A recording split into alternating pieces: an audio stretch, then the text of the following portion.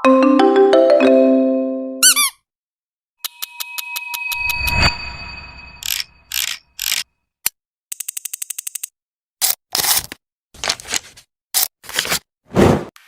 standby, kamera ready, sound ready, 3, 2, 1, action.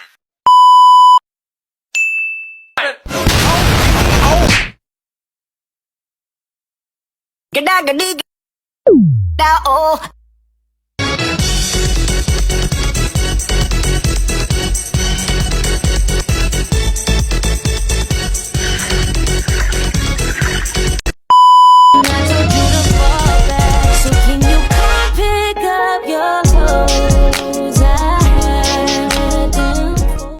Halo teman-teman semuanya, di video kali ini aku bakal ngajak kalian semua untuk ikut dalam perjalanan kecil yang menjadi bagian dari pemenuhan tugas mata pelajaran sejarah.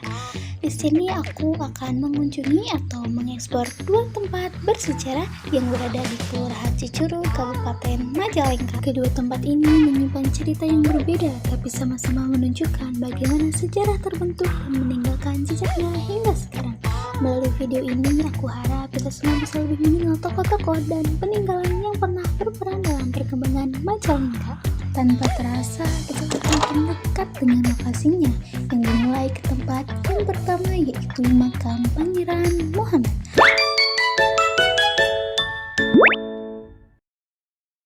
Tempatnya tenang, adem, dan dari masuk aja udah kerasa banget nuansa sejarahnya.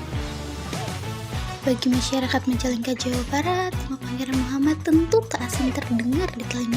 Maklum, Pangeran Muhammad disebut-sebut salah satu tokoh yang memiliki peran penting dalam lahirnya Majalengka juga siar Islam.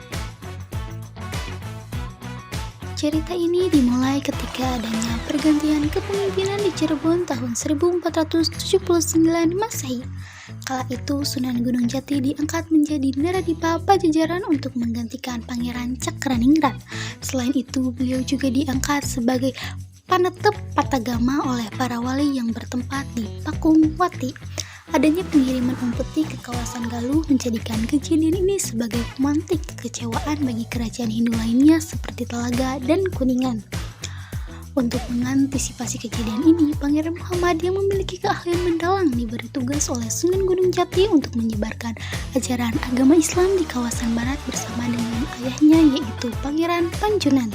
Kawasan barat merupakan benteng pertahanan apabila Talaga melakukan penyerangan. Dengan kemampuan yang dimilikinya, yaitu mendalang, sehingga mendapatkan julukan Pangeran Palakaran Dalang. Pangeran Muhammad dapat menyebarkan ajaran Islam tanpa banyak gangguan. Selain itu, beliau juga mendapatkan dukungan lain yang berasal dari peran ayahnya yang merupakan ulama besar penyebaran ajaran Islam di Sindangkasih. Pangeran Muhammad dilahirkan tahun 1748 Masehi dari pasangan suami istri Pangeran Panjunan dan Nyimas Matansari.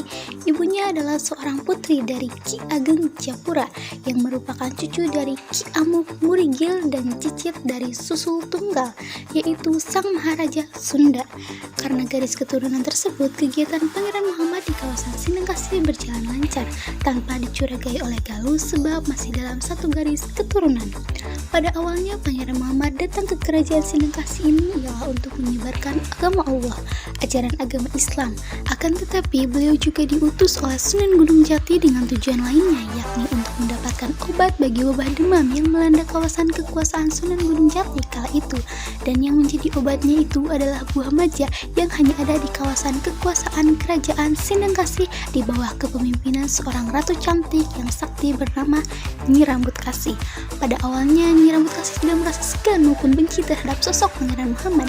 Akan tetapi, setelah mengetahui bahwa Pangeran Muhammad datang ke kawasan kekuasaannya untuk mendapatkan buah maja, sekaligus mengajaknya untuk menganut agama Islam, Nyi Rambut Kasih menjadi murka dan melarikan diri dengan cara ngahiang bersama dengan buah maja yang ada di seluruh kawasan kerajaan Sindangkasih yang telah menjadi incaran Pangeran Muhammad.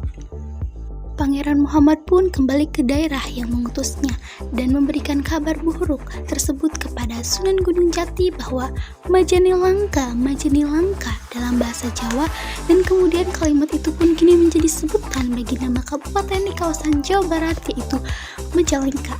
Meski tujuan mendapatkan obat penyembuh telah gagal, Pangeran Muhammad tetap melanjutkan tujuan awalnya dengan kembali ke Majalengka, yaitu untuk menyebarkan agama Islam. Semenjak Pangeran Muhammad memimpin pemerintahan di Majalengka, banyak sekali pembangunan pesantren dengan maksud untuk dapat menyokong penyebaran agama Islam di Majalengka. Tahun 1504 Masehi, Pangeran Muhammad menikahi Siti Armilah yang merupakan seorang putri Sinakasi sekaligus anak dari seorang pemuka agama Islam. Siti Armilah memiliki peranan besar dalam mendampingi usaha suaminya untuk menyebarkan ajaran agama Islam di kawasan Majalengka. Penyebaran agama Islam di Majalengka ini terbilang cepat menyebar dan berkembang dibandingkan dengan wilayah lainnya. Hasil dari pernikahannya bersama Siti Armilah, Pangeran Muhammad dikaruniai seorang putra yang diberi nama Pangeran Santri yang lahir pada tahun 1505 Masehi. Rupanya kecerdasan yang dimiliki sang ayah menurun kepada putranya. Pangeran Santri juga memiliki kemampuan yang cerdas. Pada tahun 1530 hingga 1581 Masehi, seluruh kawasan Jawa telah memeluk Islam. Pangeran Santri mendirikan kerajaan Sumedang yang bertempat di Dayeuh Luhur. Sebelum wafat pada tahun 1546 Masehi, Pangeran Muhammad sering bertapa di kawasan gunung yang ada di Majalengka hingga menghembuskan napas terakhirnya. Beliau dimakamkan tepat pada bagian lereng gunung yang sebelumnya merupakan tempatnya bertapa, yang kini dikenal dengan sebutan Gunung Margatapa. Meski belum ditelisik lebih lanjut dan pasti mengenai fakta bahwa Pangeran Muhammad melakukan tapa di gunung tersebut hingga tutup usia, akan tetapi bukti menunjukkan bahwa makam Pangeran Muhammad yang menjadi bukti fisik beliau memang melakukan tapa di kawasan tersebut.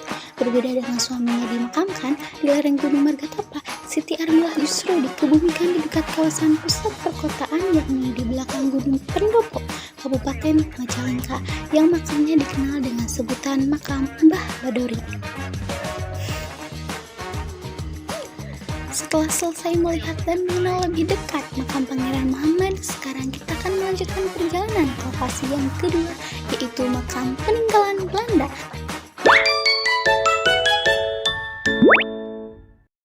Makam peninggalan Belanda atau bisa disebut juga dengan Kerkop adalah sebutan untuk pemakaman peninggalan kolonial Belanda di Indonesia.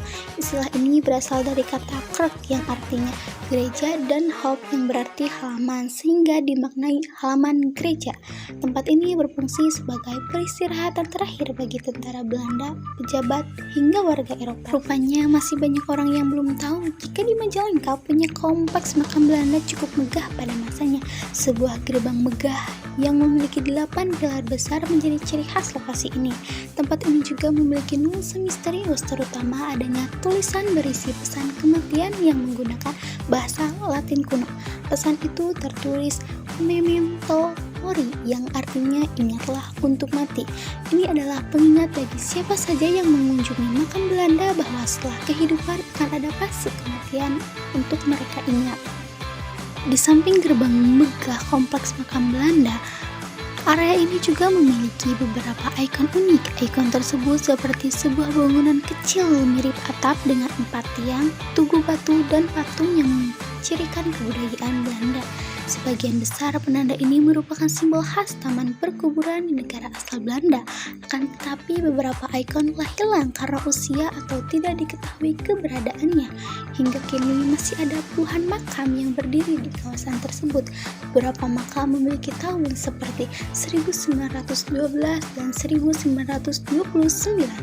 Menurut cerita warga setempat, mayoritas makam ini adalah pejabat Belanda tingkat asisten residen. Mereka sebelumnya telah dibaptis di Cirebon pada masanya. Letak makamnya jauh dari permukiman, tetapi sekarang sudah dikelilingi oleh perumahan dan kebun milik warga sekitar. Sayangnya, kondisi kompleks makam Belanda Cicurug ini sangat memprihatinkan, tidak terawat, dan banyak yang sudah tergusur pada tahun 1970 hingga 1990-an.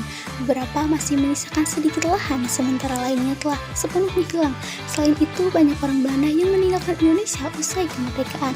Hal tersebut turut membuat makam-makamnya menjadi tidak terurus. Prasasti dari makam-makam Belanda juga mengalami kerusakan akibat penjarahan, sehingga banyak dari makam tersebut menjadi sulit untuk dikenali. Padahal jika dikelola dengan baik, Kerhov Cicurug bisa menjadi salah satu tujuan wisata sejarah di Kabupaten Majalengka. Oke teman-teman semuanya, itulah perjalanan aku mengunjungi dua tempat bersejarah di Majalengka. Dari dua lokasi ini kita bisa melihat bahwa sejarah tidak hanya tersimpan dalam buku, tapi juga hidup melalui jejak-jejak yang masih bisa kita kunjungi sampai sekarang.